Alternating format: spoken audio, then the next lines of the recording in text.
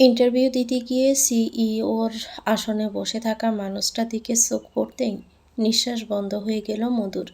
সেই মুখ, সেই ধূসর বাদামি চোখ, সেই পিনপিনে লাল ঠোঁটের পরিচিত বাঁক। ঈশান জাওয়াদ মির্জা। না না, এটা হতে পারে না। ওর স্বামী জাওয়াদ তো 5 বছর আগে আগুনে পুড়ে মারা গেছে ওরই চোখের সামনে। সে ভয়ানক রাত আজও ওকে শান্তিতে শ্বাস ফেলতে দেয় না। মধু স্তব্ধ হয়ে দাঁড়িয়ে রইল। বুকের ভিতরে হিমশীতল ঢেউ বয়ে গেল। শ্বাসটা যেন গলা অবধি আটকে রইল। চোখের কোণে ইতিমধ্যে কয়েক ফোঁটা জলও জমে গেছে। অথচ সামনের মানুষটার মধ্যে কোনো ভাবান্তর নেই।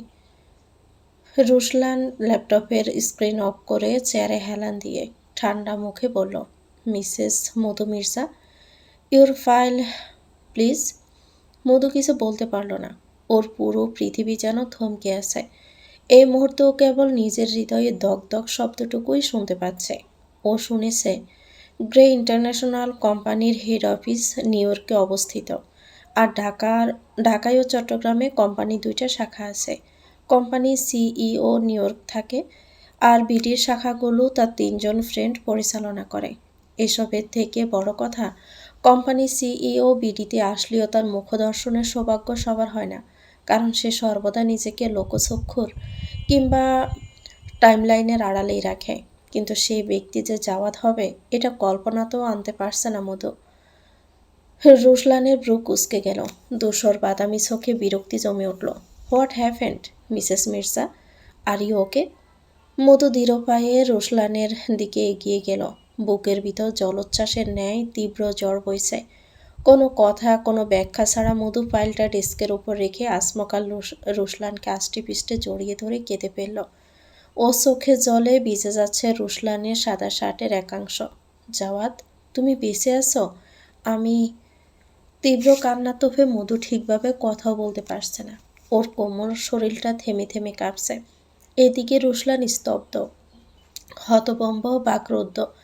বিস্ময়ে কথা বলার ভাষা হারিয়ে ফেলল সে। মধু রুশলানের বুক থেকে মাথা তুলে কান্না ভেজা চোখে অস্থির গলায় বলল, কথা বলছো না কেন জাওয়াদ? প্লিজ বলো না, তুমি আমার জাওয়াদ, প্লিজ একবার বলো।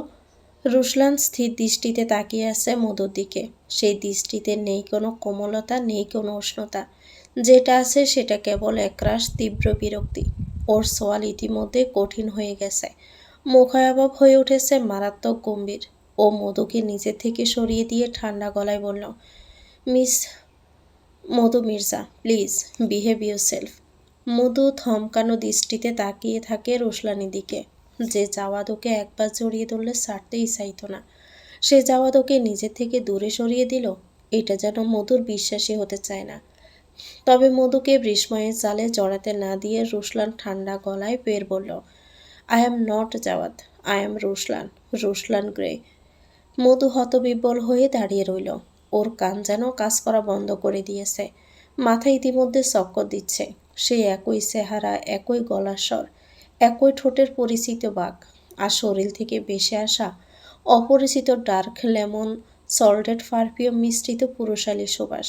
এই সুবাসের নেশায় ডুবু থেকে কত ভালোবাসাময় রাত যে মধুর কেটেছে তার কোনো হিসেব হয় না।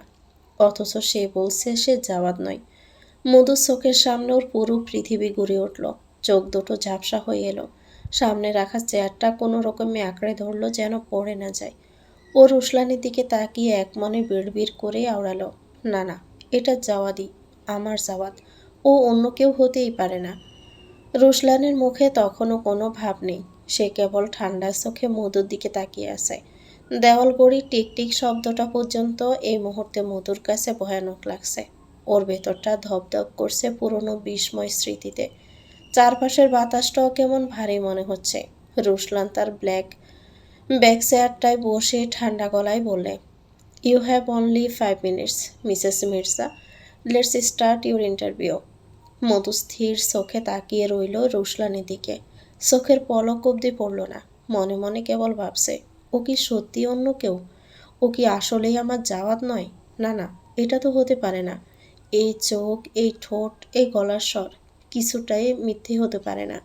কিন্তু পর মুহূর্তে আবার ভাবল, না, এটা আমার জাওয়াদ নয়। আমার জাওয়াদ কখনোই আমার সাথে এমন ঠান্ডা শীতল ভাষায় কথা বলতে পারে না। তাছাড়া আমি দেখেছি ওরা আমার চোখের সামনে আমার জাওয়াতকে আগুনে পুড়িয়ে দিয়েছে। মধুর চোখের কোণে জমে থাকা এক ফোঁটা জল অজান্তেই গড়িয়ে পড়ল ওর কোমল গাল বেয়ে। ও দ্রুত মুখ ফিরিয়ে সেটা মুছে ফেলে নিজেকে সামলে নিল। I am sorry Mr Grey, it was my mistake. রুশলানের মুখে কোনো ভাবান্তর দেখা গেল না। সে কেবল ঠান্ডা চোখে মধুর দিকে তাকিয়ে রইল। মধু ধীরে সামনে রাখা চেয়ারটা টেনে তাতে বসে পড়ল।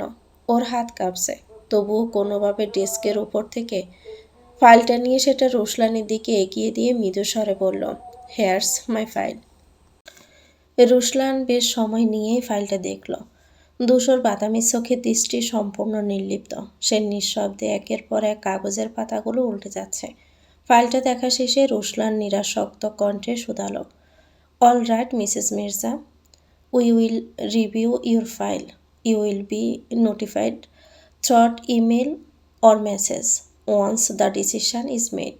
ব্যাস, এইটুকুই। কোনো বাড়তি কথা নয়, কোনো প্রশ্ন নয়, কোনো দৃষ্টি বিনিময়ও নয়। মধুর ঠোঁট কেঁপে উঠল খানিকটা, কিন্তু কিছুই বলল না। কেবল হালকা মাথা নেড়ে বলল, থ্যাংক ইউ স্যার। তারপর ফাইলটা আলতো করে হাতে তুলে নিয়ে মাথা নিচু করে নিঃশব্দে উঠে দাঁড়ালো। চোখের কোণে জমে থাকা জলটা যেন এখন গড়িয়ে পড়ার জন্য বিদ্রোহ করছে। মধু ফাইলটা বুকের সঙ্গে চেপে ধরে এলোমেলো পায়ে দরজার দিকে এগোয়। রুশলান শান্ত চোখে মধু যাওয়ার দিকে তাকিয়ে রইল কিছুক্ষণ। তারপর আবারও নিজের কাজে ডুবে গেল। বাহিরের করিডরে এসে গভীর শ্বাস টানল মধু। বুকের ভিতরটা ব্যথায় টনটন করছে। মাথার ভেতরটা অজস্র প্রশ্ন আর যন্ত্রণার চোটে পেটে যেতে চাইছে। নিজেকে কোনো রকমে সামলে নিয়ে গ্রে ইন্টারন্যাশনাল কোম্পানির কাছে দরজা ঠেলে বাহিরে বেরিয়ে এলো মধু। বাহিরের রোদের ঝলক চোখে লাগতেই দৃষ্টিতে শূন্যতা নেমে এলো। মনে হচ্ছিল কেউ যেন ওর ভিতর থেকে সমস্ত শক্তিটুকু শুষে নিয়েছে। মধুর হাঁটার গতিও এতটাই এলোমেলো আর অসংলগ্ন যেন কেউ ওর নিচ থেকে সমস্ত মাটি টেনে নিয়েছে। সময়ের সঙ্গে সঙ্গে গ্রে কোম্পানির ঝলমলে বিল্ডিংটা পেছনে পড়ে গেল। মধুর চোখের সামনে জাওয়াদের মুখটা ভাসতে লাগলো। ওর মিষ্টি হাসি, গাঢ় কণ্ঠস্বর, ভালোবাসাপূর্ণ চোখ দুটো, আর সেই ভয়ানক রাতের আগুন, ধোঁয়া, কান্না সব একসাথে এসে ভিড় জমিয়েছে ওর মস্তিষ্কের অতলে। মধু হঠাৎ হাঁটা থামিয়ে দাঁড়িয়ে গেল। ওর বুকের ভিতরটা কেমন করে উঠল। এতক্ষণ আটকে রাখা চোখের পানিটা এবার নিঃশব্দে বাধাহীনভাবে গড়িয়ে পড়তে থাকলো মোমরাঙা গাল বেয়ে। জীবনটা ওকে এমন এক জায়গায় এনে দাঁড় করিয়েছে যেখান থেকে ওর পেছনে ফিরতেও ভয় লাগে, এমনকি সামনে তাকাতেও ভয় লাগে। দীর্ঘ 5টা বছর ধরে ও চেষ্টা করেছে সে ভয়ানক অতীত থেকে বেরিয়ে আসতে। চেষ্টা করেছে নিজের আর মেহরানের জন্য একটা নতুন জীবন গড়তে। কিন্তু সেই ভয়ানক অতীত এখনও ওর শ্বাসের সঙ্গে আষ্টে পিষ্টে জড়িয়ে আছে। যেখানেই যাক কোনোভাবেই পিছু ছাড়ে না। এইসব ভাবতে ভাবতে কখন জোর পা স্কুলের সামনে এসে থেমেছে মধু টেরই পায়নি। ছোট্ট একটা private school, Little Stars Academy. ও 4 বছরের ছেলে মেহরান এখানেই পড়ে। স্কুলের গেটের সামনে দাঁড়িয়ে মধু নিঃশব্দে তাকিয়ে রইল। চোখের পাতায় এখনও ধোঁয়াটে ভাব। গেটের ভিতর থেকে ছোট ছোট বাচ্চাদের হাসির শব্দ ভেসে আসছে। একটা চাপা শ্বাস ফেলে মধু গেটের পাশে থাকা একটা বেঞ্চে গিয়ে বসল। কোমর ছড়ানো লম্বা চুলগুলো হাওয়ায় উড়ে এলোমেলোভাবে। কয়েক মিনিট পর গেট খুলে গেল। ছোট ছোট বাচ্চারা দুধের মতো সাদা ইউনিফর্ম পরে হাত ভর্তি রঙিন ব্যাগ নিয়ে একে একে দৌড়ে বের হতে থাকে গেট দিয়ে। ক্ষণকালের মধ্যে ভিতর থেকে একটা ছোট্ট কণ্ঠস্বর ভেসে এলো, মাম্মা। মধু মুখ তুলে তাকাতেই দেখলো ছোট্ট মেহরান স্কুল ব্যাগ পিঠে নিয়ে হাসতে হাসতে দৌড়ে আসছে ওর দিকে। মধু সেই দিকে তাকিয়ে হাঁটু গেড়ে বসে পড়তেই মেহরান দৌড়ে এসে ওর গলায় ঝাঁপিয়ে পড়ল। বাচ্চাটা ছোট হাত দুটো দিয়ে মধুর গলা জড়িয়ে ধরেছে। মধু 2 হাতে ছেলেকে আঁকড়ে ধরল। চোখের দৃষ্টি স্থির হয়ে আসছে মেহরানের মুখের ওপরে। বাচ্চাটার ছোট মুখ, নরম গাল, ধূসর বাদামি চোখে লুকানো একরাশ নিষ্পাপ উচ্ছ্বাসে সম্পূর্ণরূপে মিশে আছে জাওয়াদের ছায়া। ছেলেটা দেখতে পুরো বাবার কার্বন কপি। এক মুহূর্তের জন্য মধু শ্বাস ফেলতেই যেন পারল না। ছেলের মাথায় হাত রাখতেই অজান্তে ও চোখ বেয়ে নেমে এলো ফোঁটায় ফোঁটায় অশ্রুকণা। ওর বুকের ভেতরটা কান্নায় ফেটে যাচ্ছে। ছোট মেহরান কিছুই বুঝতে পারছে না। ও কেবল অবাক নয়নে মায়ের দিকে তাকিয়ে থেকে নিজের ছোট হাত দুটো দিয়ে মায়ের গাল ছুঁয়ে অস্থির কণ্ঠে বলল, মাম্মা, তোমার কষ্ট হচ্ছে? তুমি কোথায় ব্যথা পেয়েছ? মধু ছেলেকে শক্ত করে জড়িয়ে ধরে মাথায় চুমু খেলো। না সোনা, মাম্মার কিছু হয়নি, মাম্মা একদম ঠিক আছে। কথাগুলো বলে ওর মুখ থেকে বের হলেও কণ্ঠে স্পষ্ট ভাঙা সুর। মধু ছেলেকে আঁকড়ে ধরে রাখলো আরও কিছুক্ষণ। ওর চোখের জল মেহেরানের চুলে বেয়ে গড়িয়ে পড়ে, কিন্তু বাচ্চা ছেলেটা সেসব টের পায় না। ও শুধু মাকে জড়িয়ে ধরে চুপচাপ দাঁড়িয়ে রইল। মধু মুখ তুলে আকাশের দিকে তাকালো। রোদটা ইতিমধ্যে নরম হয়ে এসেছে, চারপাশে মৃদু হাওয়া বইছে। মধু মনে মনে প্রতিজ্ঞা করল, যে মানুষটা ওর জীবনকে ছিন্ন ভিন্ন করে রেখে গেছে, সে যদি সত্যি আজ বেঁচে থাকে, তাহলে এমন আচরণের জন্য মধু তাকে কোনোভাবেই ক্ষমা করবে না, কোনোভাবেই না। সময়টা এখন সকাল 11:30। রোদের তেজ তখনও পুরোপুরি বাড়েনি। আকাশে নরম তুলোর মতো মেঘ ভাসছে।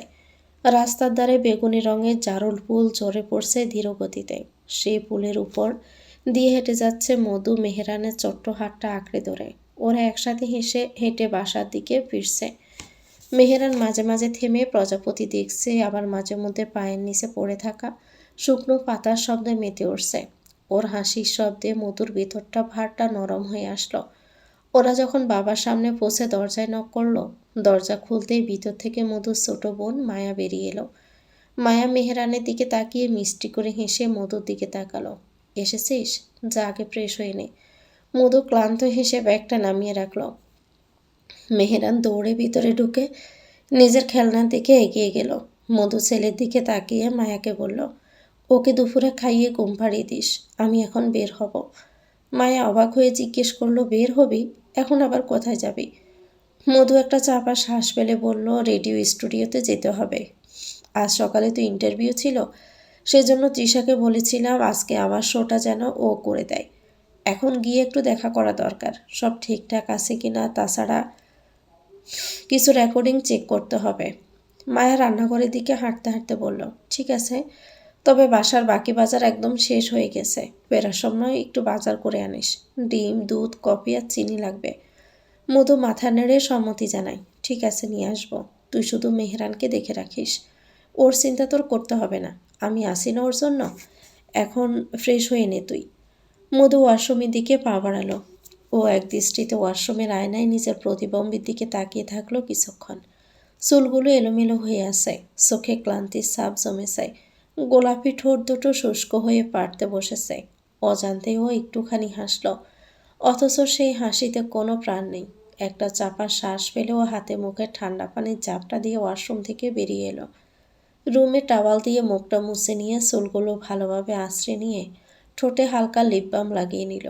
গলায় একটা সিল্কের ধূসর স্কার্ফ জড়িয়ে নিয়ে ব্যাগটা কাঁধে তুলে নিয়ে রুম থেকে বেরিয়ে এলো।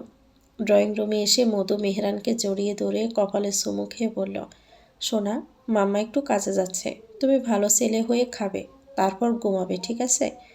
ছোট্ট মেহরান মাথা নাড়িয়ে হাসল, ওকে মাম্মা, আমি মায়া মামুনির কথা শুনব। এই তো আমার লক্ষ্মী বাবা, বলে মধু ব্যাগ হাতে দরজার দিকে এগিয়ে গেল। পেছন থেকে মায়া তৎক্ষণাৎ বলে উঠল, বাজার করতে বলিস না কিন্তু। আচ্ছা, বলবো না, বলেই মৃদু হেসে দরজা টেনে বাহিরে বেরিয়ে এলো মধু। বাহিরে এখন জড়ো হাওয়া বইছে, রোদটা পুরোটাই নরম হয়ে এসেছে। মধু ট্যাক্সি থামিয়ে রেডিও স্টেশনের ঠিকানা বলে তাতে চড়ে বসল। গাড়ি চলতে শুরু করতেও চোখের কোণে ভেসে উঠল রুশলানের ধূসর বাদামি চোখ দুটো। মধুর সাথে সাথে চোখ বন্ধ করে ফেলল। এক মুহূর্তের জন্য বুকের মধ্যে ভারী পাথরের মতো কষ্ট নেমে এলো। তবুও নিজের মনকে বোঝাতে চাইল, ওটা যাওয়ার নয়, কিন্তু মন কি আর এত সহজে মানে? একটা দীর্ঘশ্বাস বেরিয়ে এলো মধুর কণ্ঠ নাড়ি ছিঁড়ে। ও সিটে মাথা এলিয়ে দিয়ে বাহিরে তাকিয়ে রইল। রোদে জলমলে শহরটা যেন ঠিক ওর জীবনের মতোই, বাহিরে থেকে উজ্জ্বল, অথচ ভিতরটা অন্ধকারে পরিপূর্ণ। সময়টা ইতিমধ্যেই দুপুর 1টা পেরিয়েছে। রোদটা এখন হালকা তেজি হলেও ঠান্ডা বাতাসে চারপাশে শীতলতা ছুঁয়ে ছুঁয়ে যাচ্ছে। রাস্তার ধারে মানুষজনের ভিড় কমে এসেছে, দোকানগুলোর সামনে ঝুলছে আধখোলা শাটার। মধু ট্যাক্সি থেকে নামলো রেডিও স্টেশনের সামনে এসে। গরম হালকা হলেও কপালের পাশে ছোট ছোট ঘাম জমে গেছে। ও টেস্কে পাড়া মিটিয়ে ধীরে ধীরে কাছে দরজা ঠেলে ভিতরে ঢুকলো। সামনের করিডোর পেরিয়ে মধু নিজের কেবিনের দিকে এগিয়ে যায়। স্টুডিওর ভিতরটা আগের মতোই ব্যস্ত। কোথাও কেউ মাইকে কথা বলছে, কেউ বা সাউন্ড চেক করছে। হালকা গন্ধ মেশানো ঠান্ডা বাতাস ভেসে আসছে এসি থেকে। রুমে ঢুকে মধু ব্যাগটা ডেস্কের ওপর রেখে নিজের চেয়ার টেনে তাতে বসে পড়ে। টেবিলের উপর রেকর্ডিং, নোটবুক, হেডফোন, মাইক্রোফোন সব আগের জায়গাতেই রাখা আছে। কয়েক মিনিট পর পিয়ন এসে এক কাপ হট কফি রেখে যায় ডেস্কের ওপর। ও কফির মগটা হাতে নিচ্ছিল ঠিক তখনই দরজাটা ঠেলে ভিতরে আসে রাহিদ। রাহিদ রেডিও স্টেশনের সাউন্ড টেকনিশিয়ান। ও মধুর খুব কাছের একজন বন্ধু। ও হেসে মধুর সামনে চেয়ারে বসে পড়ে। কিরে, কেমন গেল তোর ইন্টারভিউটা? প্রশ্নটা শোনার সাথে সাথে মধুর চোখের সামনে ভেসে উঠল রুশলানের মুখটা। সে গভীর দুঃসাহস চোখ, ঠান্ডা গলায় বলা কাটা কাটা কথা, আর সেই অপরিচিত দৃষ্টি অথচ অচেনা। ওর বুকের ভিতরটা কেমন চেপে আসে। একসময় ওই মুখটাই ছিল ওর গোটা পৃথিবী। জাওয়াতকে ছাড়া ওর নিঃশ্বাস নিতেও যেন কষ্ট হতো। অথচ সেই মানুষটাকে হারিয়ে আজ 5টা বছর ধরেও বেঁচে আছে। কিন্তু এটাকে কি বেঁচে থাকা বলে? প্রতিটা মুহূর্ত ওর শূন্যতা মধুকে কিভাবে যে তাড়া করে বেড়ায় সেটা একমাত্র মধুই জানে। আর আজ এত বছর পর সেই মুখটা আবার ফিরে এসেছে ওর সামনে। কিন্তু সে বলে সে জাওয়াত নয়, সে নাকি রুশলান। তবুও মধুর মন মানে না। ওর মুখ, ওর চোখ, ওর ঠোঁট, ওর কথা বলার ধরন সব কিছুই তো এক। তাহলে কেন সে অস্বীকার করছে? সে কি বুঝতে পারছে না তাকে ছাড়া মধুর কতটা কষ্ট হয়? মধুকে এভাবে ভাবনায় ডুবে থাকতে দেখে রাহিদ আবারও বলে, এই, কি এত ভাবছিস? মধু চমকে উঠল। ও দ্রুত চোখের পলক ফেলে একটা হালকা হাসি দিয়ে বলল, তেমন কিছু না। তেমন কিছু না, ভাবছিলাম না। রাহিদ কৌতূহলী চোখে তাকায়। তুই মাঝে মাঝে কেমন যেন অদ্ভুত বিহেভ করিস, সেটা কি তুই জানিস? মধু কিছু বলল না, কেবল মাথা নিচু করে ফাইলগুলো গোছাতে থাকে। ঠিক তখনই তৃষা হাতে পানির বোতল নিয়ে দরজা ঠেলে ভিতরে ঢুকে। এই, আমি এসে গেছি। শোটা শেষ হয়ে গেছে। বেশ ভালোই রেসপন্স ছিল আজকে। বলতে বলতে ও পাশের চেয়ারটা টেনে তাতে বসে পড়ে। মধু স্মিত হাসে। ভালোই হয়েছে। তোরা ঠিকমতো ম্যানেজ করতে পেরেছিস তো সবটা? তৃষা হেসে বলল, একদম পারফেক্ট। আচ্ছা, তোর ইন্টারভিউটা কেমন হলো? মুহূর্তে মধুর মুখের হাসিটা মিলিয়ে গেল। ওর ঠোঁট শুকনো হয়ে গেল। চোখের দৃষ্টিতে শূন্যতা নেমে এলো। রাহিদ আর তৃষা একে অপরের দিকে তাকায়। তৃষা মধুর হাত ধরে কোমল স্বরে বলল, কি হলো? ভালো হয়নি নাকি? মধু ঠোঁট কামড়ে চুপ করে থাকে। রাহিদ ওকে সান্ত্বনা দিয়ে বলল, এটা নিয়ে চিন্তা করিস না মধু। এটা হয়নি তো কি হয়েছে? অন্য জায়গায় ট্রাই করবি আবার। দেখবি ঠিক হয়ে যাবে। মধু কেবল নিঃশব্দে মাথা নেড়ে সম্মতি জানালো। কিছুই বলল না। তৃষা টেবিলের উপর রাখা ফাইলটা ওর দিকে এগিয়ে দিল। এখন চিন্তা বাদ দে। চল কাজ শুরু করি। তোকে ছাড়াই স্টুডিও একদম ফাঁকা ফাঁকা লাগে। মধু কোনো রকমে হাসে, অথচ সেই হাসিতে যেন কোনো প্রাণ নেই। ও দৃষ্টি সরিয়ে চুপচাপ জানালার দিকে তাকিয়ে থাকে। বাহিরের রোদটা এখনো নরম, কিন্তু ওর মনটা ক্রমেই ভারী হয়ে উঠেছে। সময়টা এখন রাত 9টা। পুরো চট্টগ্রাম শহরটা নরম আলোয় ডুবে আছে। দূরে আকাশের কোণে রূপালী চন্দ্রের ধরণীতে নিঃশব্দে আলো ছড়াচ্ছে, আর তার চারপাশে ছড়িয়ে আছে অসংখ্য ঝকঝকে তারা। ঠান্ডা বাতাসে আলতো করে উঠছে বেলকুনির ফিনফিনে পর্দা। রুশলান দাঁড়িয়ে আছে নিজের বিলাসবহুল পেন্ট হাউসের বিশাল বারান্দায়। হাতে ক্রিস্টালের গ্লাস, আর তাতে রয়েছে গাঢ় রক্তরাঙা ওয়াইন। আলো অন্ধকারেও ধূসর বাদামির চোখ দুটো আরও গভীর, আরও অচেনা লাগছে। গ্লাসের ভিতরে রুবি রঙের তরলটা মৃদু আলোয় লালচে ছায়া ফেলছে ওর মুখে। বারান্দা থেকে দেখা যায় নিচের দিকের বাগানটা, যেখানে একটা ছোট ফোয়ারা অবিরাম জল ছড়ি দিচ্ছে উপরে। আলো পড়লে মনে হচ্ছে যেন হাজার টুকরো হিরে ঝলকাচ্ছে। রুশলানের স্থির দৃষ্টি সেদিকেই নিবদ্ধ। ঠোঁটের কোণে ছড়িয়ে আছে মৃদু হাসির বাঁক। এমন সময় রুমের দরজা খুলে ভিতরে আসে ওর ছোট ভাই মেহেব গ্রে। ওর হাতে একটা ট্যাব, মুখে স্বাভাবিক গাম্ভীর্য, তবে চোখের আগ্রহের ঝিলিক। ও এসে রুশলানের পাশে দাঁড়ায়। ভাই, কোম্পানিতে যাদের জবের জন্য সিলেক্ট করা হয়েছে তাদের সবাইকে ইমেল সেন্ড করা হয়েছে। আমি সব চেক করে নিয়েছি। রুশলান কোনো জবাব দেয় না সঙ্গে সঙ্গে। ও গ্লাসটা ঠোঁটে নিয়ে হালকা চুমুক দেয়। তারপর বাগানে ফোটা সাদা গোলাপগুলোর দিকে তাকিয়ে শান্ত কণ্ঠে বলল, মিসেস মধু মির্জাকে আমার পার্সোনাল সেক্রেটারি হিসাবে হায়ার করো। মেহেব এক মুহূর্তের জন্য হতভম্ব হয়ে যায়। বিস্ময়েও চোখ দুটো স্বাভাবিকের তুলনায় বড় বড় হয়ে যায়। কি, মধু মির্জা? রুশলান কেবল চোখের কোণে তাকায় ওর দিকে। সেই দৃষ্টি এতটাই ঠান্ডা আর এতটাই নির্লিপ্ত যে মেহেব নিজের গলার স্বর নিচু করে ফেলে। ও আনমনে জিভ দ্বারা নিজের শুষ্ক ঠোঁট জোড়া ভিজিয়ে নিয়ে বলে, কিন্তু ভাই, ও তো আমাদের কোম্পানিতে জবের জন্য সিলেক্টেড ক্যান্ডিডেটদের মধ্যে পড়ে না।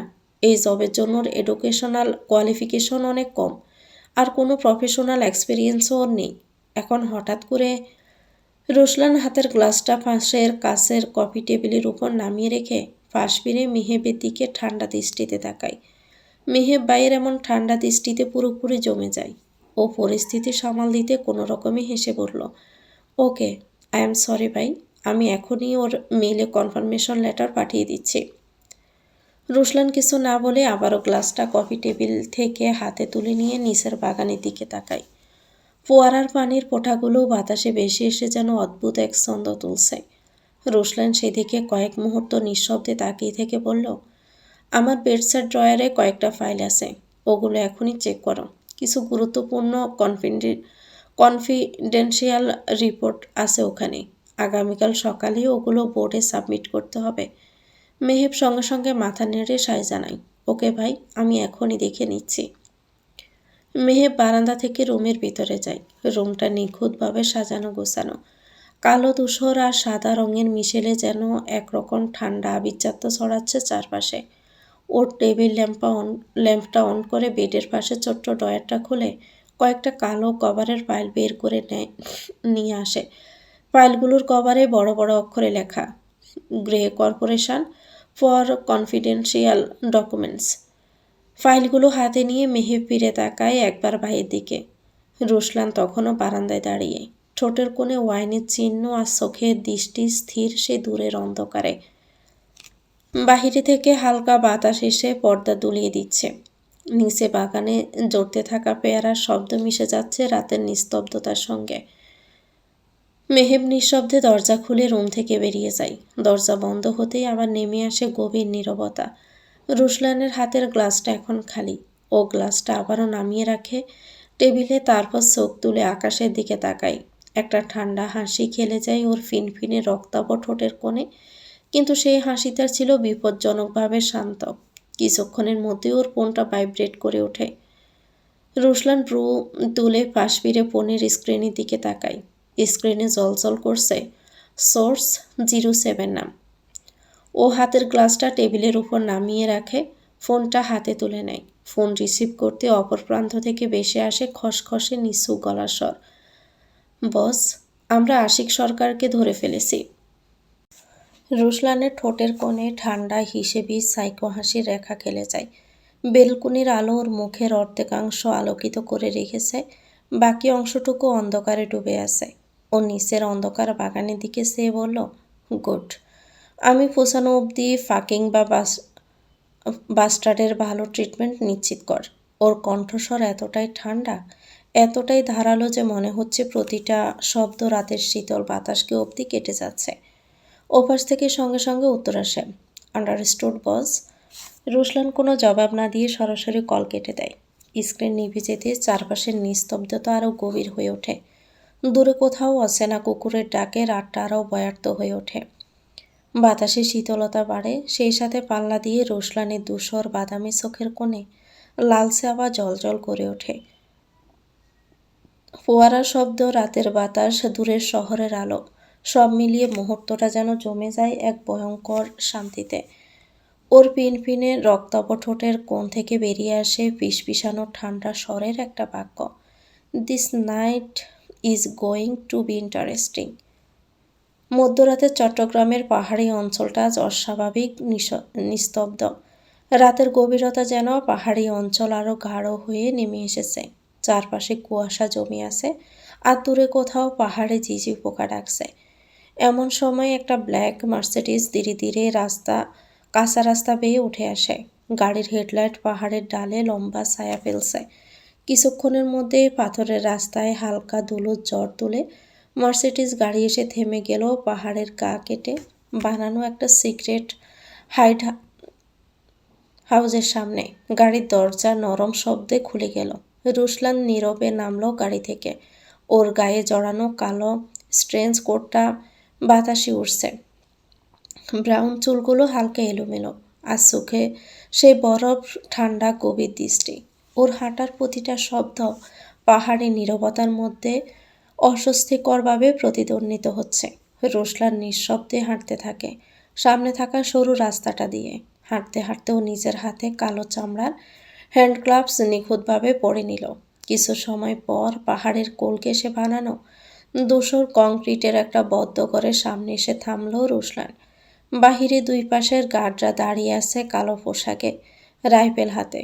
রুশলান কাছে যেতেই তারা মাথা নিচু করে সম্মান দেখালো। রুমের দাতব দরজাটা খুলতেই ভিতর থেকে তীব্র গরম বাতাস এসে ওর মুখে লাগে। ভারী আঠালো গরম পানির গন্ধ আর মানুষের দম বন্ধ করা ঘোঙানির আওয়াজ বের হয়ে আসে। রুমটা ঘোলা আলোয় মোড়ানো, চারপাশে 20-30 জনের গার্ড দাঁড়িয়ে আছে রাইফেল হাতে। রুশলান ঢোকার সাথে সাথে সবাই মাথা নিচু করে সম্মান জানালো। রুমের ঠিক মাঝখানে মরচে ধরা লোহা দিয়ে বানানো একটা কাঠামো। সেখানে আশিক সরকারকে হাত পা শক্ত করে বেঁধে উল্টো করে ঝুলিয়ে রাখা হয়েছে। তার নিচে রাখা বিশাল ড্রামের মতো একটা পাত্রে পানি পড়ছে। পানির উপর থেকে বাষ্প উঠছে শস্য শব্দ করে। দুইজন গার্ড আশিককে মাঝে মাঝে নিচে নামিয়ে ফুটন্ত পানিতে ডুবিয়ে আবারও টেনে তুলছে। প্রতিবার পানি ছোঁয়ার সাথে সাথে আশিকের গলা পেটে চিৎকার বের হয়ে আসে। তার সেই চিৎকার এতটাই তীব্র যে মনে হয় পাহাড়ের গা অবধি কেঁপে উঠছে। ইতিমধ্যে তার গায়ের চামড়া জায়গায় জায়গায় উঠে গেছে, ফোসকা ফুলে উঠেছে, আর গরম পানির সংস্পর্শে ত্বক আরও পেটে যাচ্ছে। রুশলান সম্পূর্ণ শান্ত মুখে ঘরের কোণের দিকে রাখা একটা ইটালিয়ান স্টাইলের কালো চেয়ারে গিয়ে বসে। ওর চোখ দুটোই কোনো অস্থিরতা নেই, কোনো ক্রোধও নেই, রয়েছে কেবল ঠান্ডা নিঃশব্দ পর্যবেক্ষণাত্মক দৃষ্টি। গার্ডরা নিজেদের কাজ করে যাচ্ছে, বারবার আশিককে ডোবানো, টেনে তোলা, তারপর আবারও ডোবানো। আশিকের রুক্ষ কণ্ঠস্বর ইতিমধ্যে শুকিয়ে গেছে। তার কান্না মাখা চিৎকার পাথরের দেওয়ালে দেওয়ালে প্রতিধ্বনিত হচ্ছে।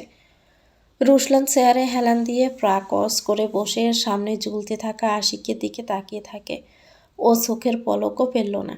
গরম পানি আবার দোলা দিয়ে উঠল, আর পর মুহূর্তে আশিককে আবারও ডুবানো হলো সেই ফুটন্ত নরকে। রুশলানের ঠান্ডা দৃষ্টি সামান্য সংকুচিত হয়ে এলো। কিছুক্ষণ পর ওর ঠান্ডা গলার কণ্ঠস্বর চারপাশে প্রতিধ্বনি তুলল, থেমে যাও। সাথে সাথে ফুটন্ত পানির শব্দ ছাড়া পুরো ঘর নিস্তব্ধ। গার্ডরা এক মুহূর্ত দেরি করল না। তারা শিকারকে টেনে তোলার মাঝ রাস্তায় হাত থামিয়ে সোজা হয়ে দাঁড়িয়ে গেল। রুশলান শান্তভাবে স্যাস ছেড়ে উঠে দাঁড়িয়ে রুমের মাঝখানে ঝুলতে থাকা আশিক সরকারের দিকে এগিয়ে যায়। আশিকের নিঃশ্বাস ভাঙা, চোখ দুটো আধবন্ধ, শরীর এতটাই দুর্বল যে নড়াচড়া অবধি করতে পারছে না। রুশলান সামনে এসে দাঁড়াতেই আশিক নিভু নিভু চোখে দেখার চেষ্টা করলো সামনে দাঁড়িয়ে থাকা ব্যক্তিটিকে, কারণ সে বুঝেছে কেউ তার সামনে এসে দাঁড়িয়েছে, কিন্তু কে এসেছে সেটা বোঝার বা দেখার মতো অবস্থায় সে ছিল না। রুশলান একধাপ সামনে ঝুঁকে নিচু স্বরে বলল, আমাকে চিনতে পারছিস? আশিক চোখ মেলে তাকানোর চেষ্টা করলো। তার সামনে দাঁড়িয়ে থাকা সে কঠোর দৃষ্টি, সে বরফ ঠান্ডা মুখ দেখতেই এক মুহূর্তে তার চোখ দুটো বিস্ফোরিত হয়ে গেল। ধাক্কাটা এতটাই গভীরভাবে লেগেছে যে চিৎকার করার ভাষাটুকু অবধি সে হারিয়ে ফেলল। শুধু নিঃশ্বাসের সাথে ভাঙা গলায় বের হলো, আইপিএস অফিসার ঈশান জাওয়াদ মির্জা। রুশলানের ঠোঁটে তখন হালকা বাঁকানো হাসি। ঠিকই ধরেছিস। কি ভেবেছিলি আমি মরে গেছি? কিন্তু আফসোস, আমি তো বেঁচে আছি। তোদের মতো ফাকিং বাস্টারদের না মেরে আমি কি করে মরতে পারি বলতো? ও এক পা এগিয়ে এসে আশিক সরকারের এলোমেলো বেজা চুল মুঠো করে ধরে হিসিয়ে বলল, আমার জীবনের 5টা বছর তোরা কেড়ে নিয়েছিস। তোদের জন্য আমার আইডেন্টিটি হাইড করে রাখতে হয়। তোদের জন্য আমার হানিবার্ড প্রতি মুহূর্ত কষ্ট পাচ্ছে। তোদের জন্য আজ আমি নিজের মানুষদের কাছে সেনা হয়ে অসেনা। ওর চোখে কোনো রাগ নেই, ঠান্ডা হিসেবে আগুন ছাড়া। ওই ইশারা করতে গার্ডরা আশিককে জ্বলন্ত অবস্থা থেকে নিচে নামিয়ে মাটিতে শুইয়ে দিল, তবে দড়ি খুলল না। আশিক বয়ার্ত মুখে কাঁপা কাঁপা গলায় বলল, প্লিজ আমাকে ক্ষমা করে দাও অফিসার, আমার ভুল হয়ে গেছে। রুশলান তারের মতো টান টান নীরবতা নিয়ে শান্ত চোখে আশিকের দিকে কিছুক্ষণ তাকিয়ে রইল, অথচ তার শান্ত দৃষ্টি কাটার মতোই ধারালো। তোরা আমার কাছে ক্ষমা চাইবার অবস্থায় নেই। তোর ওই ফাকিং ক্ষমা তোর কাছে রাখ, ব্লাডি বাস্টার্ড। তারপরও পাশ ফিরে ঠান্ডা স্বরে বলল, ব্রিং দ্যাট। একজন গার্ড সঙ্গে সঙ্গে 200 দাতব ট্রে এনে রাখল রুশলানের সামনে। তার মধ্যে আগুনে লাল হয়ে ওঠা কয়লাগুলো হালকা খসখস শব্দ করছে। রুমের তাপ মুহূর্তে আরও বেড়ে গেল। রুশলান হাঁটু গেড়ে বসে আশিক সরকারের সামনে। আশিকের শ্বাস দ্রুত হচ্ছে, তীব্র, ভয়ঙ্কর, আর আতঙ্কেও চোখে ছায়ার মতো নড়ছে। রুশলান খুব শান্ত স্বরে বলল, তোরা আমার শরীরে আগুনে পোড়ার ক্ষত তৈরি করেছিস। তোদের সেই ক্ষতের একটু উপলব্ধি না দিলে কিভাবে হবে বলতো? আশিকের অন্তরাত্মা কেঁপে উঠল। জ্বলন্ত কয়লার টুকরোগুলো দেখে ওর আর বুঝতে বাকি নিয়ে সামনে ওর সাথে ভয়ানক কিছু একটা হতে চলেছে। ও প্রাণপণে বারবার ক্ষমা চাইছে আর ওকে ছেড়ে দেওয়ার অনুরোধ করে যাচ্ছে। রুশলান সেসব কথা কানে তুলল না।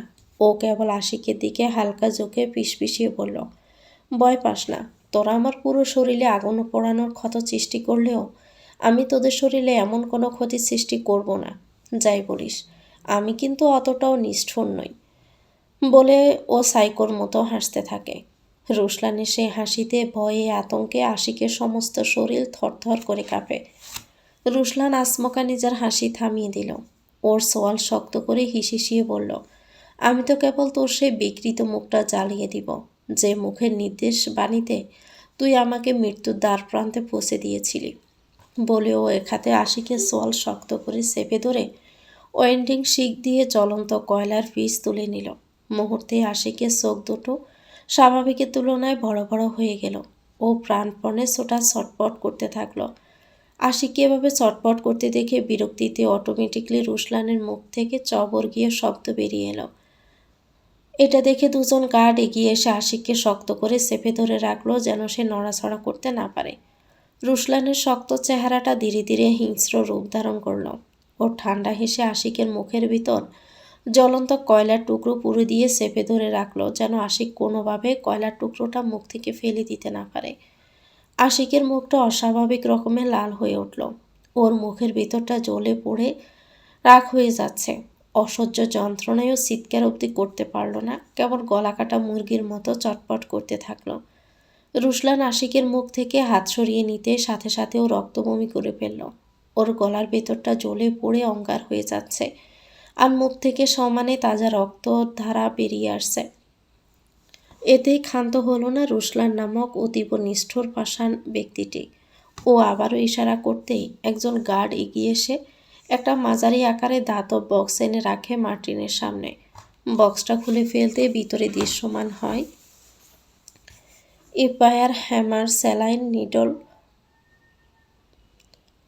মুহূর্তে আশিকের ফোসকা পড়া ত্বক ভেদ করে আশিক কথা বলার মতো অবস্থায় নেই। ও কেবল ছটফট করে উঠল, আর মুখ থেকে বেরিয়ে এলো অস্পষ্ট স্বরের গোঙানির আওয়াজ, তোদের কালো টাকার সাম্রাজ্ঞী দেশের সামনে তুলে ধরতে চেয়েছিলাম বলে এমন করেছিলি? কেন এমন করেছিলি বল? আশিক নির্জীব শরীরে কিছু একটা বলতে চাইল, অথচ তার শরীর সায় দিল না। তার শরীর থেকে গড়িয়ে পড়া রক্তে চারপাশটা রঞ্জিত হয়ে উঠল। রুশলান ফের হিসিয়ে বলল, ফাকিং বাস্টার্ড, তোর ওই কালো টাকার সাম্রাজ্যকে বল তোকে এসে আমার কাছ থেকে বাঁচিয়ে নিয়ে যেতে।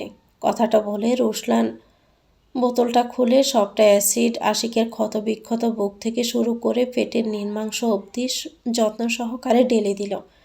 মুহূর্তে আশিকের গলা ফাটানো চিৎকারে কেঁপে উঠল চারপাশের কংক্রিটের দেওয়াল। ও পাগলের মতো এপাশ ওপাশ গড়াগড়ি দিয়ে বেঁধে রাখা হাত পা ছাড়ানোর চেষ্টা করতে লাগলো। গার্ডরা কেবল শান্ত চোখে সেদিকে তাকিয়ে থাকলো, কারণ তারা তাদের সাইকো বসের এর চেয়েও ভয়ানক রূপ দেখে অভ্যস্ত। মাত্র কয়েক মুহূর্ত এরপর পুরো গড় নিস্তব্ধ। গড়ের ভিতর কেবল রুশলানের জুতার তলার নিচে জমে থাকা রক্তের টুপটাপ শব্দ শোনা যায়। ও একবার আশিকের নিথর দেহটার দিকে তাকিয়ে ফের চোখ সরিয়ে ঠান্ডা গলায় বলল, লাশটা শহরের মাঝখানে ফেলে দিও, যেন সবাই দেখতে পায় তার যোগ্য প্রাপ্যটা। ওর কণ্ঠে কোনো উচ্ছ্বাস নেই, কোনো রাগও নেই, রয়েছে কেবল নিশ্চিত নির্মম সিদ্ধান্ত। রুমের ভিতর আবারও পিনপনে নিস্তব্ধতা। রুশলান শান্ত পায়ে রুম থেকে বেরিয়ে গেল, আর পিছনে পড়ে রইল নিস্তব্ধ ভয়ঙ্কর একটা রাত। পরদিন সকাল। চট্টগ্রামের নিস্তব্ধ রাতের পর আজকের সকালটা যেন অস্বাভাবিকভাবেই শান্ত। রোদের আলো হালকা কুয়াশা ভেদ করে বাড়ির জানালায় এসে পড়ছে। রান্নাঘরের কোণে রাখা ফ্যান থেকে গরম ধোঁয়া উঠছে। মায়া যত্ন সহকারে মেহেরানকে স্কুলের জন্য রেডি করিয়ে দিচ্ছে। বাচ্চা ছেলেটাকে সাদা শার্ট ও নীল প্যান্টে অসম্ভব সুন্দর লাগছে। মায়া মেহেরানের গলায় নীল টাইটা বেঁধে দিয়ে ওর ঘন ব্রাউন চুলগুলো সুন্দরভাবে আশ্রয় দিল। মেহেরান একটা বল হাতে নিয়ে খেলছে। মায়া মেহেরানকে রেডি করানো শেষে ওর স্কুল ব্যাগে পানির বোতল আর টিফিন বক্স গুছিয়ে রেখে মিষ্টি হেসে বলল, বাবা চলো নাস্তা করে দিবে। মেহেরান আদুরে গলায় বলল, আমি কিন্তু আজকে এক স্যান্ডউইচ ছাড়া একদম নাস্তা করব না মামনি।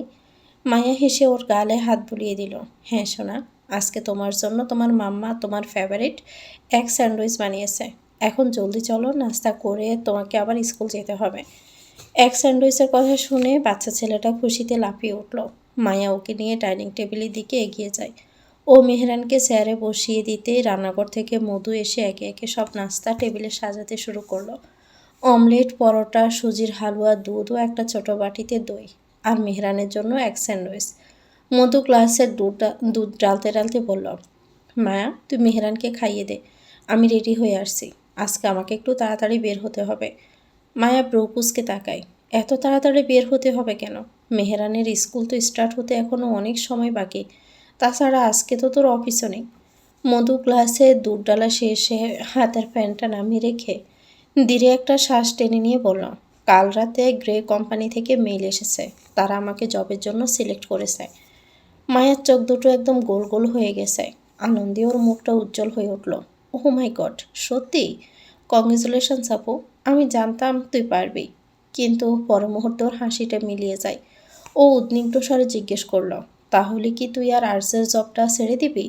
না মানে এত বছর ধরে তো ওই জবটাই করে আসছিস, তাছাড়া দুইটা জব তো একসাথে কন্টিনিউ করা সম্ভব না, তাই না? মধু বিষণ্ণ হাসে। তারপর প্লেটে পরোটা রেখে বাটিতে সুজির হালুয়া রাখতে রাখতে নিরাসক্ত গলায় বলল, আগে দেখি গ্রে কোম্পানির জবটা আমি কতটা হ্যান্ডেল করতে পারি, তারপর না হয় ডিসিশন নেওয়া যাবে। মায়া হতবাক হয়ে গেল। ও মধুর দিকে তাকিয়ে বিস্মিত কণ্ঠে বলল, মানে কি? তুই যখন জানতিসই না এই জবটা কতটুকু অ্যাফোর্ড করতে পারবি, তখন ইন্টারভিউটা কেন দিলি, তাও আবার এত বড় কোম্পানিতে? মধু ফের হাসলো, সে একই বিষণ্ণ ম্লান হাসি, কিন্তু মুখে কিছুই বলল না। ও একমনে নিজের কাজ করতে থাকে, অথচ মাথার ভিতর চলছে অন্য এক দুনিয়া। ও মনে মনে ভাবল, ইন্টারভিউ দিয়েছিলাম ভালো স্যালারির আশায়, কিন্তু কখনো ভাবিনি এই ইন্টারভিউ আমার ফেলে আসা অতীতের সামনে আমাকে দাঁড় করিয়ে দিবে। মায়া ওকে এভাবে চুপ থাকতে দেখে ফের বলল, কী রে, কী এত ভাবছিস? কিছু হয়েছে? না কিছু না, তুই মেহরানকে খাইয়ে দে, আমি ততক্ষণে রেডি হয়ে আসছি। বলেও ধীরপায়ে নিজের রুমের দিকে চলে গেল। মায়া কিছুক্ষণ তাকিয়ে রইল মধুর যাওয়ার পানে। অজান্তে একটা দীর্ঘশ্বাস বেরিয়ে আসে ওর অন্তঃস্থল ছেড়ে। কবে যে তুই আবার আগের মতো হয়ে উঠবি আপু? যেদিন জাওয়াদ ভাইয়া মারা গেল সেদিনের পর থেকে আমার হাসি খুশি বোনটা আর আগের মতো নেই, কেমন যেন পাল্টে গেছে ভিতরে ভিতরে। কেউ কিছু বললে হাসি ঠিকই, কিন্তু সেই হাসিতে কোনো প্রাণ নেই। মায়া মাথা ঝাঁকিয়ে নিজের মনকে স্থির করলো। ও পাশ ফিরে তাকিয়ে দেখে ছেলেটা পরোটার টুকরো হাতে নিয়ে নাচানাচি করছে। একটা চাপা শ্বাস ফেলে ও নরম গলায় বলল, চলো বেবি, নাস্তা খেয়ে নেই, দেরি হয়ে যাচ্ছে। বলেও মেহরানকে খাওয়াতে ব্যস্ত হয়ে পড়ল। চট্টগ্রামের শহরটা ডুবে আছে দম বন্ধ করা উত্তেজনায়। পুরো দেশে তোলপাড় চলছে। Social media, news channel, online portal সবখানে একই খবর ছড়িয়ে পড়েছে ঝড়ের গতিতে। সাবেক এমপি আশিক সরকার নির্মমভাবে খুন, লাশ উদ্ধার শহরের কেন্দ্রস্থল থেকে। আশিক সরকার ছিলেন অত্যন্ত প্রভাবশালী, ক্ষমতাসম্পন্ন, রাজনীতির সাথে সংযুক্ত একজন ব্যক্তি। তার এই অস্বাভাবিক মৃত্যু পুরো দেশকে নাড়িয়ে দিয়েছে। রাতের শেষ প্রহরে চট্টগ্রাম শহরের ব্যস্ততম চত্বরের মাঝখান থেকে উদ্ধার করা হয়েছে আশিক সরকারের বিকৃত দেহ। এতটাই ক্ষতবিক্ষত যে দেখার সাথে সাথে মানুষ ভয়ে শিউরে উঠতে বাধ্য। চামড়ার অনেকাংশ পুড়ে ছাই হয়ে গেছে, বুক থেকে শুরু করে নিচের অংশ পর্যন্ত অ্যাসিডে বিকৃত রূপ ধারণ করেছে। মুখের ভিতরটা সম্পূর্ণরূপে দগ্ধ, হাত পা শক্ত করে দড়ি দিয়ে বাঁধা রাখা হয়েছে। পুরো শরীরে রয়েছে অসংখ্য অগণিত ফোস্কা, রক্তের কালচে দাগ। দেশ জুড়ে তীব্র চাঞ্চল্য বহমান, কারণ আশিকের মতো একজন প্রভাবশালী ব্যক্তিকে কেউ এমন ভয়ানকভাবে কল্পনাও আনা যাচ্ছে না। উপরন্তু সে নিজে অসংখ্য প্রভাবশালী গোষ্ঠীর সাথে সংযুক্ত। ঘটনার মাত্র কয়েক ঘন্টার ব্যবধানে রাজধানীতে রিপোর্ট পৌঁছে যায়। স্বরাষ্ট্রমন্ত্রী নিজে ফোন করে আইজিকে বলেছে, যেভাবেই হোক অবিলম্বে চিহ্নিত করতে খুনিকে। দেশ জুড়ে মানুষ আতঙ্কে আছে। এর পূর্বে দেশে এমন নির্মম হত্যাকাণ্ড কখনো হয়েছে কিনা এই নিয়েও মানুষ সন্দিহান যথেষ্ট। অনেকে ধারণা করেছে হয়তো তার পলিটিক্যাল প্রোফাইলের কোনো রাইভাল শত্রুতাবশত আশিক সরকারকে, তবে যে বা যারা এমনটা করেছে সে অত্যন্ত পরিকল্পিত, প্রশিক্ষিত। এটা বুঝতে আর কারো বাকি রইল না। চট্টগ্রামে ১৩ তলা বিশিষ্ট বিল্ডিংয়ের ১২ তলার শান্ত কাচঘেরা কেবিনের ভেতরটা অস্বাভাবিক নিস্তব্ধ। ল্যাপটপের কিবোর্ডে টিকটিক শব্দ ছাড়া আর কিছুই শোনা যাচ্ছে না। কেবিনের ভিতরে বয়ে চলছে এয়ার কন্ডিশনের টানা নরম বাতাস। ডেস্কের উপর সাজানো বিভিন্ন ডকুমেন্টস আর পাশে পড়ে আছে একটা আধখাওয়া কফির কাপ। রুশলান নিজের ব্ল্যাক ব্যাগ চেয়ারটায় বসে একমনে ল্যাপটপের স্ক্রিনে ডুবে আছে। গায়ে জড়ানো কালো শার্টের আস্তিন কোণই পর্যন্ত গুটানো, গলার পাশে ২টা বাটন খোলা, সিল্কি ঘন ব্রাউন চুলগুলো জেল দিয়ে পারফেক্টলি সেট করা, আর মুখের ভঙ্গি আগের মতোই ঠান্ডা, অনুভূতিহীন, নিস্তরঙ্গ। কিছুক্ষণের মধ্যেই নরম শব্দ করে কেবিনের দরজা খুলে গেল। নাইব ভিতরে ঢুকে সামনে চেয়ার টেনে তাতে বসে পড়ে। ওর মুখায়াবব গম্ভীর আর চোখে জমি আছে উদ্বিগ্নের ছাপ। রুশলান ল্যাপটপের স্ক্রিন থেকে চোখ সরিয়ে এক পলক নাইবের দিকে তাকিয়ে ফের কাজে ডুবে গেল। নাইব কিছুটা চাপা উচ্ছ্বাসিত গলায় বলল, শুনেছিস, দেশ তো তোলপাড় শুরু হয়ে গেছে সাবেক এমপি আশিক সরকারের মারা নিয়ে। রুশলান ল্যাপটপের স্ক্রিনে চোখ স্থির রেখে নিরাসক্ত গলায় বলল, সো হোয়াট? রুশলানের এমন নির্লিপ্ততায় নাইব হতাশ চোখে তাকিয়ে রইল রুশলানের দিকে। তবে ও খুব একটা অবাক হলো না, কারণ ও জানত রুশলানের থেকে ঠিক এই রিয়াকশনটাই ও পাবে। তবুও নাইব নিজেকে সামলে নিয়ে বলল, সো হোয়াট মানে কি? লোকটা আমি যেভাবে হয়েছে দেশের মানুষ শিউরে উঠছে।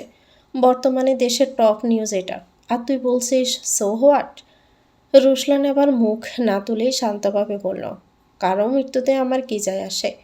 নাইব কিছুক্ষণ চুপ করে রইল, তারপর নিচু কণ্ঠে বলল, তুই করেছিস এমনটা, তাই না? রুশলান টাইপ করা থামিয়ে নাইবের দিকে তাকালো। দুজনের দৃষ্টি মিলল মাত্র ক্ষণকালের জন্য। ওর পেয়ে চোখ নামিয়ে ল্যাপটপে কাজ করতে করতে একেবারে ভাবলেশহীন স্বরে বলল, নির্লিপ্ত ২ অক্ষর, যেন কেউ জিজ্ঞেস করছে আজ কফি খেলি কিনা। নাইব হতবাক হয়ে তাকিয়ে রইল বন্ধুর পানে। রুশলান এখনও ল্যাপটপে একইভাবে কাজ করে যাচ্ছে। তার মুখে কোনো বিস্ময় নেই, কোনো অস্থিরতাও নেই, আর না আছে এক ফোঁটা কোনো অনুতাপ। বন্ধুরের নির্লিপ্ত ব্যবহার নাইবকে চিন্তায় ফেলে দিল। ও হতাশ গলায় বলল, তুই সিরিয়াসলি কিছু ভাবছিস না? পুরো দেশ উত্তাল, পুলিশ অ্যালার্ট, প্রশাসন পাগলের মতো খুঁজি করছে কে করেছে এসব। যদি কোনোভাবে সবটা ট্রেস হয়ে যায়। রুশলান ল্যাপটপ অফ করে চেয়ারে হেলান দিয়ে বসে শান্ত কণ্ঠে বলল, তোকে কে বললো ট্রেস হবে? প্রতি উত্তরে নাইব কোনো জবাব দিতে পারল না, কারণ ও ভালো করে জানে জাওয়াদ যা করে তার এক ফোঁটাও প্রমাণ সে রাখে না। নাইবকে এভাবে চুপ করে বসে থাকতে দেখে রুশলান ফের বলল, তুই অত ভাবিস না, আমার কাজ আমি ঠিক সামলে নেব, তোর এইসব নিয়ে ভাবার দরকার নেই। নাইব দীর্ঘশ্বাস ফেলল। বন্ধুর এই অন্ধকার দিকটা সম্পর্কে সে খুব ভালোভাবেই পরিচিত। ও কিছুক্ষণ চুপ থেকে দৃঢ় গলায় বলল, এভাবে আর কতদিন? মুহূর্তে রুশলানের চোখ দুটো জল করে ওঠে তীব্র ক্রোধের আগুনে। ও সোয়াল শক্ত করে ঠান্ডা গলায় হিসিয়ে বলল, যতদিন ওই ফাকিং বাস্টারদের নরকে পাঠাতে পারছি। ঠিক আছে, তোর যা ভালো মনে হয় কর। তারপরেও বলছি দেশের অবস্থা ভালো নয়, প্রশাসন খুঁজছে, তোর সতর্ক থাকা দরকার। রুশলানের ঠোঁটের কোণে এক টুকরো হাসি খেলে যায়। ও ডেস্কের উপর থেকে কাচের পেপার ওয়েটটা হাতে নিয়ে ঘোরাতে বলল, যতই খুঁজুক খুঁজে পাবে না, আচ্ছা এসব স্যার, তুই আজ হসপিটালে যাবি না? হ্যাঁ যাব, দুপুর 12টার দিকে একটা ইম্পর্ট্যান্ট সার্জারি আছে, ওটা ইগনোর করা যাবে না। রুশলান মাথা নাড়ে হালকা। দুজনেই নিজেদের মধ্যে আরও টুকটাক কথা বলায় ব্যস্ত হয়ে পড়ে। এমন সময় দরজা থেকে কড়া নাড়া শব্দ ভেসে আসে। রুশলান দ্রুত হাতে ডেস্কের ড্রয়ার থেকে মাস্ক আর কালো ক্যাপ বের করে নেয়। দক্ষ হাতে মুখে মাস্ক পরে মাথায় ক্যাপটা ভালোভাবে আটকে নিয়ে ঠান্ডা স্বরে বলল, কামিন। দরজা খুলে ভিতরে আসে গ্রে কোম্পানির একজন স্টাফ। ও মাথা নিচু করে বিনম্র স্বরে বলল, স্যার, গতকাল যে ক্যান্ডিডেটরা জবের জন্য সিলেক্টেড হয়েছিলেন তারা সবাই রিপোর্ট করে ফেলেছেন। ঠিক আছে, সবাইকে তাদের ডিপার্টমেন্ট কাজ বুঝিয়ে দাও। আর ও কিছুক্ষণ থেমে ফের বলল, মিসেস মধু মির্জাকে আমার কেবিনে পাঠিয়ে দেবে। স্টাফ একটু ইতস্ত করে বলল, স্যার, মধু মির্জা এখনও অফিসে এসে পৌঁছায়নি। রুশলানের ব্রু সেদিয়ে গেল মুহূর্তেই। সোয়ালের লাইন শক্ত হয়ে উঠল। First day and she is late. Staff অপ্রস্তুত হয়ে মাথা নিচু করে দাঁড়িয়ে থাকে। রুশলান শান্ত গলায় বলল, ঠিক আছে, মিসেস মির্জা অফিসে এলে সরাসরি আমার কেবিনে পাঠিয়ে দেবে, উইদাউট ডিলে। স্টাফ দ্রুত মাথা নেড়ে বলল, জি স্যার।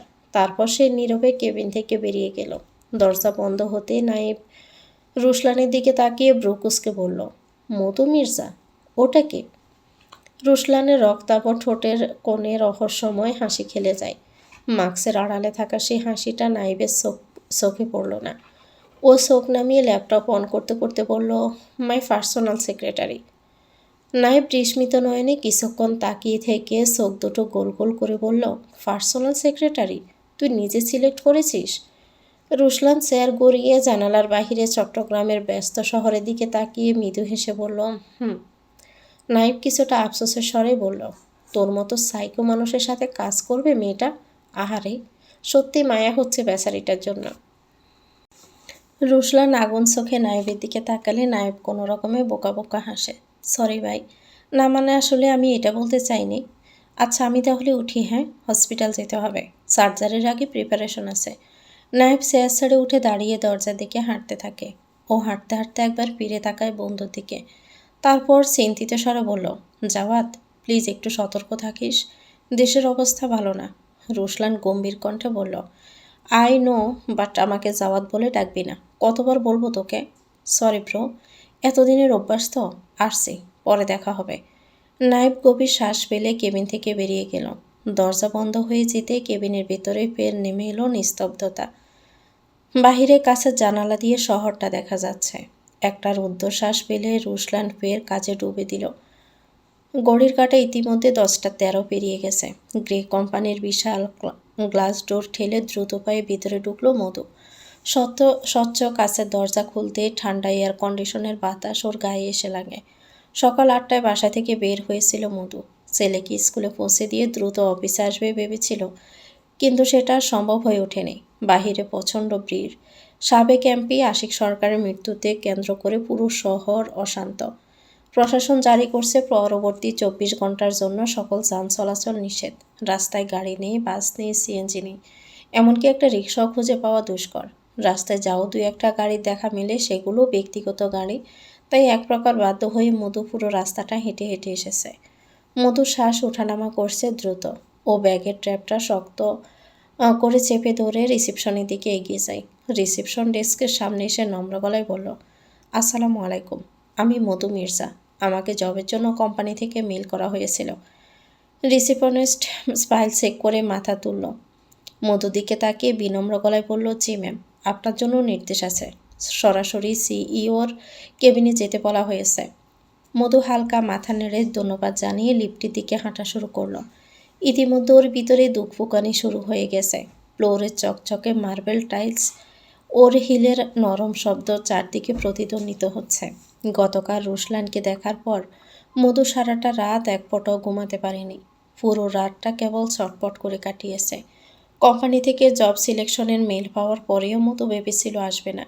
রুশলানকে দেখলে মধু জাওয়াদের কথা মনে পড়বে, নিজেকে সামলাতে কষ্ট হবে, কিন্তু মনকে বোঝানো যায়নি।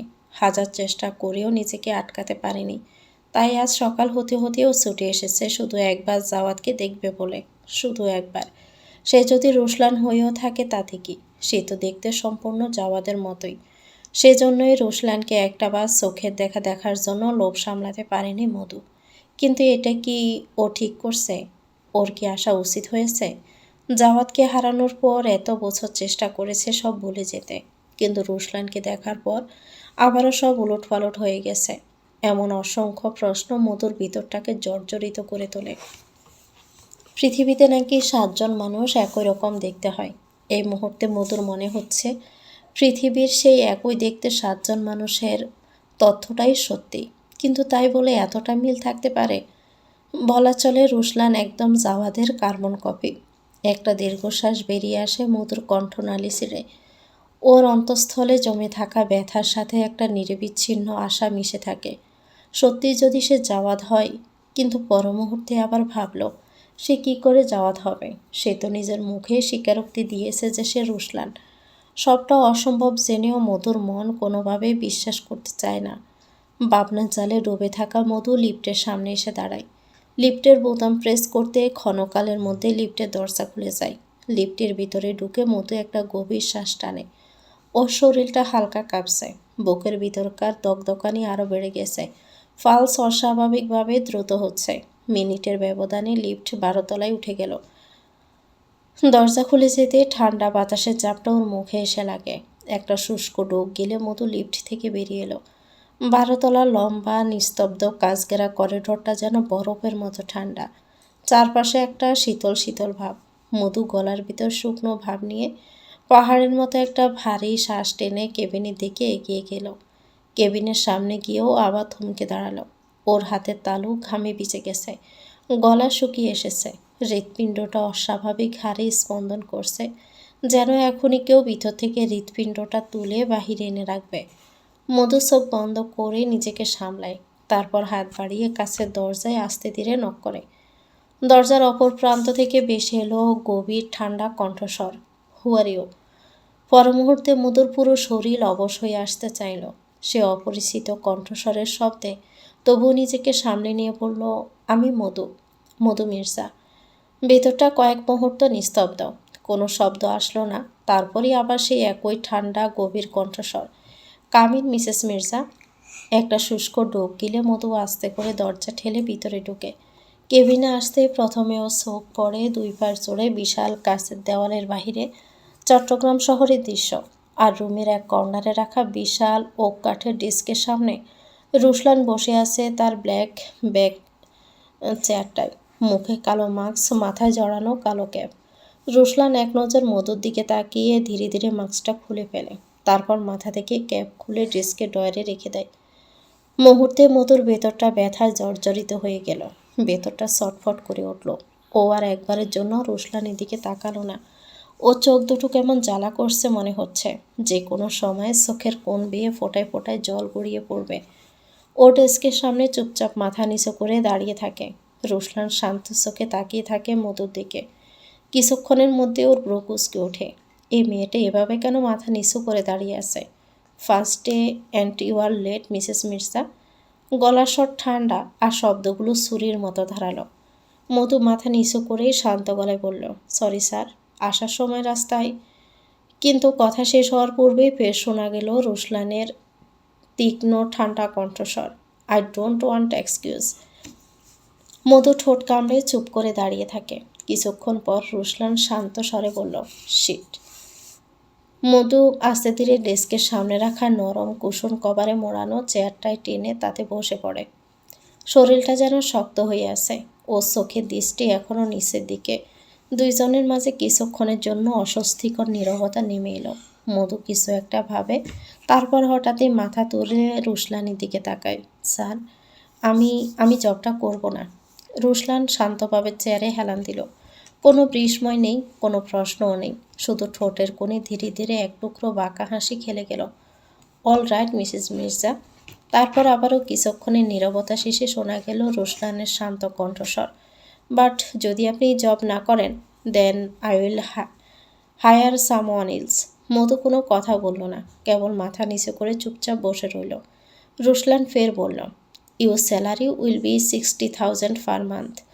মধু হতভম্ব চোখে তাকালো রুশলানের পানে। বৃষ্ময় ইতিমধ্যে চোখ দুটো গোল গোল হয়ে গেছে।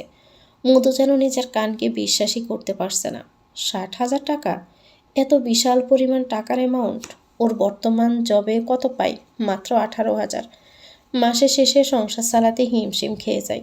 ছেলের স্কুলের খরচ, সংসারের খরচ, ছোট বোনের পড়াশোনার খরচ, তারপরও বোনটা টিউশনি করে কেবল ওকে সাহায্য করার জন্য।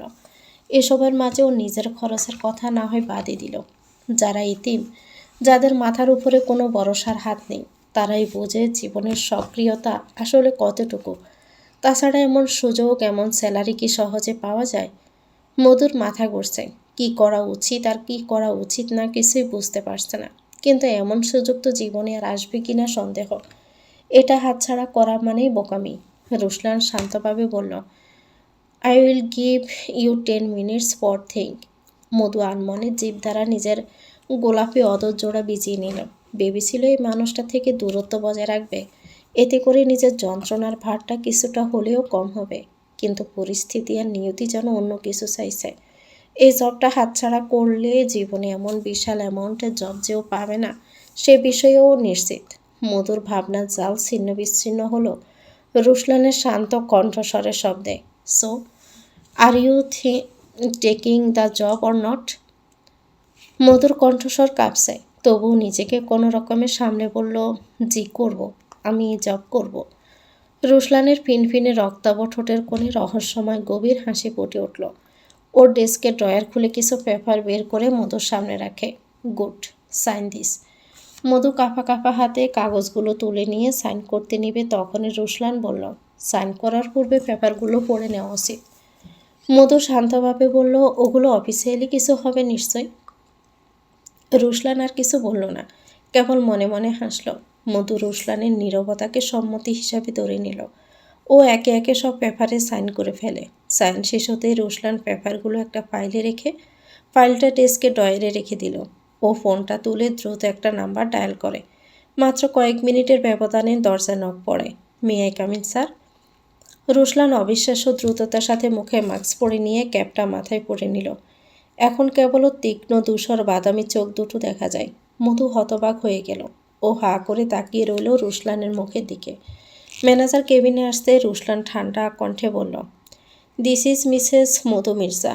Explain her duties. She is my personal secretary now. Manager মাথা নেড়ে বিনম্র স্বরে বলল, ওকে স্যার। তারপর মধুর দিকে তাকিয়ে বলল, ma'am please come with me. Madhu উঠে দাঁড়ায়। কেবিন থেকে বের হওয়ার সময় একবার পিছনে ফিরে রুশলানের দিকে তাকায়। রুশলান এক মনে জানালার বাহিরে তাকিয়ে আছে। অজান্তে একটা চাপা শ্বাস বেরিয়ে আসে মধুর কণ্ঠনালী ছেড়ে। ও কেবিন থেকে বেরিয়ে গেলে রুশলান বাহিরে থেকে চোখ সরিয়ে দরজার দিকে তাকায়, যে দরজা দিয়ে এইমাত্রই ওর হানিবার্ড বের হয়ে গেল। তো ভিউয়ার্স, গল্পটির নাম হচ্ছে রুবি রাঙা গোলাপ, লিখেছেন কানিজ ফাতেমা। গল্পটির এটা প্রথম পর্ব। গল্পটির পরবর্তী পর্ব যদি আপনারা চান তাহলে আমাকে কমেন্ট করে জানাবেন, আমি পরবর্তী পর্ব দেওয়ার চেষ্টা করব। ভিডিওটি ভালো লাগলে একটি লাইক দিয়ে দিবেন, কমেন্ট করে জানাবেন কেমন লেগেছে। আল্লাহ হাফেজ, আসসালামু আলাইকুম।